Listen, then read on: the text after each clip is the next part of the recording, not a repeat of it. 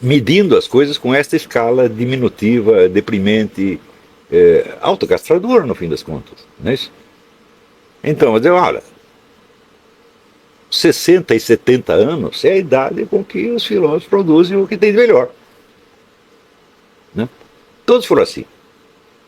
Mesmo em épocas em que a duração média da vida era menor.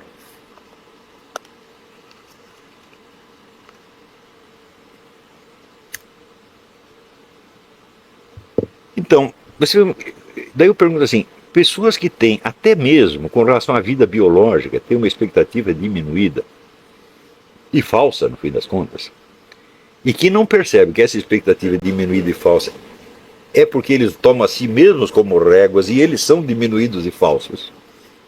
Então esse sujeito não tem a menor ideia da sua situação na vida. Está completamente alienado, fechado dentro de uma ilusãozinha, e o que quer que ele pense sobre a política será igual. Então, agora você imagina um jovem desse aproximando-se de um cara de uma outra geração, político, que fala grosso, é homem, né? E é um safado, barraposa velha. O político come esse rapaz no café da manhã e palita os dentes com os ossinhos. É óbvio isso aí. Então, você imagina a cabeça de um FHC, a complexidade da cabeça. O FHC é alguma coisa de ciência política que ele entende. Ele é capaz de pegar uma situação e ver as contradições que tem ali, e é capaz de jogar com as contradições. Pior ainda, até o Lula é capaz de fazer isso. Mas essa molecada que está aí bancando o líder, eles não são capazes de fazer isso de jeito nenhum. Eu fiquei muito impressionado com esse negócio desse Osterman dizer, o Olavo deu opiniões contraditórias sobre o golpe militar. Eu falei, escuta, mas essas duas opiniões contraditórias, na verdade, dei 50. Né? Todas elas são contradições porque são problemas, evidentemente. Eu estou tentando montar o quadro. Eu até agora não tenho nenhuma conclusão sobre o negócio de golpe militar. Né? Se eu tivesse, eu teria escrito um artigo fechando o diagnóstico, mas não consegui fechar ainda. Por quê? Falta informações. Você saber o que se passa dentro do Estado-Maior é muito difícil. Só quem está lá dentro é que sabe. Então as discussões militares, às vezes, ecoam um pouco nas discussões do clube militar. Às vezes. Mas eu já estive nos dois lugares e posso lhe garantir o que se pode falar dentro do clube militar, uma coisa que se pode falar dentro do Estado-Maior é outra coisa. Dentro do Estado-Maior se pode falar qualquer coisa. A discussão é 100% livre. Num clube militar não, tem certas coisas que já não deve falar, não pega bem, você já tem um problema de opinião pública. Não é uma discussão científica. É do Estado-Maior, é pretensamente científica pelo menos.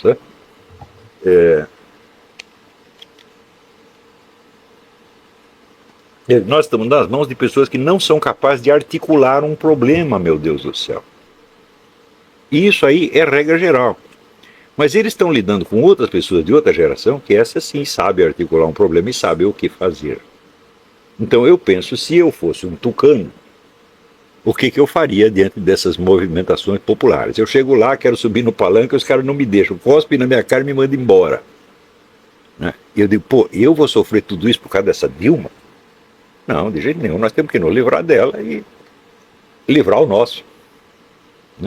Como fazer isso? Não podemos manipular as massas. Mas existem pessoas que foram apontadas pela mídia como líderes da manifestação ex post facto. Você vai dizer, por exemplo, que a massa saiu às ruas convocada pelo Fábio Osterman ou pelo Kim Kataguiri? Não. Elas nem sabem quem as convocou. A palavra de ordem se espalhou na internet, que foi uma coisa de louco, muito rapidamente. A pessoa mais popular que havia ali era o Lobão. O Lobão gritava, vem pra rua, todo mundo ia. Então o único que poderia posar como líder se quisesse seria o Lobão. Fui eu que convoquei. Foi a minha voz que chegou nele. Os outros não, os ilustres desconhecidos. Eu também não posso ser apontado como líder, porque eu não gritei vem pra rua, só me limitei a observar e falar, se precisar de alguma coisa, eu dou uma forcinha aí, de longe. E além disso, disputar a liderança dessas coisas seria um absurdo para mim, porque política é uma atividade que você deve iniciar aos 20 ou aos 30 anos, aos 40 no máximo. Não é isso? Já existiu o caso de pessoas que começaram a carreira política aos 40 anos, mas depois dos 40, ninguém. Absolutamente ninguém. Então, para mim não está na hora. Eu já estou fora disso aí faz tempo. Mas, uma coisa que me chamou a atenção é o seguinte: naquelas passeatas havia milhares de pessoas com cartaz ao lado, tem razão. Então, se tem alguma pessoa que funcionou como símbolo, não como líder, mas como símbolo da manifestação, fui eu. Não é isso? Não tinha mais ninguém. Não tinha ninguém nem com o cartaz do Lobão.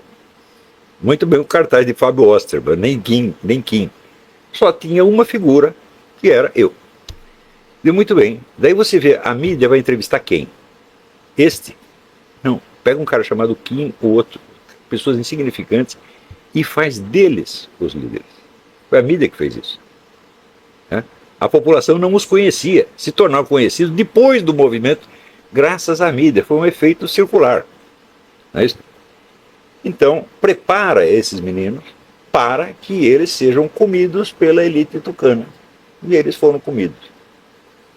Então, aí, você vê o Paulo Giraldelli dizer o seguinte: esse negócio de pedofilia não tem problema nenhum, porque são os meninos que querem dar para os adultos. Essa teoria é falsa, mas na política ela é real. São os menininhos que vão tudo lá em Brasília oferecer as bundinhas para os políticos. É ou não é? Estou mentindo? Então, para poder ser comido por pessoas ilustres, como Hélio Bicudo, Miguel Reale Júnior, Fernando Henrique Cardoso, Zé Serra, Aécio Neves, entendeu? Então, é uma coisa tão obviamente impotente, fraca, autodestrutiva, tá certo? E moralmente condenável, que nem precisa continuar analisando, está na cara. Agora, por que isso acontece? Acontece porque as manifestações de março e setembro foram ejaculações precoces. Você, obviamente, não tem líderes preparados. Não tem ninguém. Se aparecer com um líder verdadeiro ali no meio, a mídia não ia falar dele de jeito nenhum.